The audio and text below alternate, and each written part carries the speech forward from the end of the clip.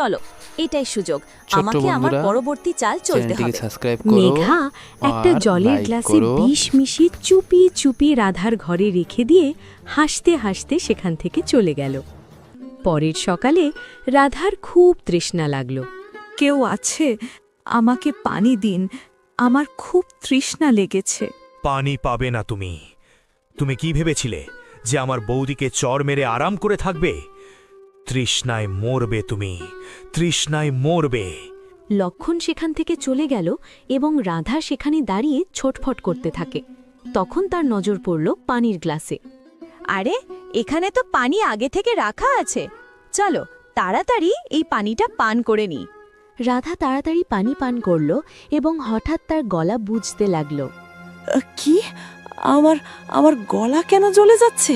রাধা ছটপট করে এবং কিছুক্ষণের মধ্যে সে তার শেষ নিঃশ্বাস নিল। তারপর সন্ধ্যায় যেই লক্ষণ ঘরে এলো, রাধাকে মৃত অবস্থায় পেল।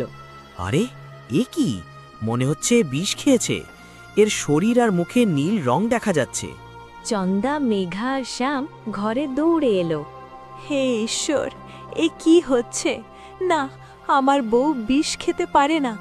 আরে মা, আমি আপনাকে বলেছিলাম যে গরিব বাড়ির মেয়েকে আমাদের বাড়ির বউ না বানাতে। এখন দেখুন, এ বিষ খেয়েছে। জানি না গ্রাম পঞ্চায়েতে কি সিদ্ধান্ত হবে। লোকেরা তো বলবে আমরা একে বিষ খাইয়ে দিয়েছি।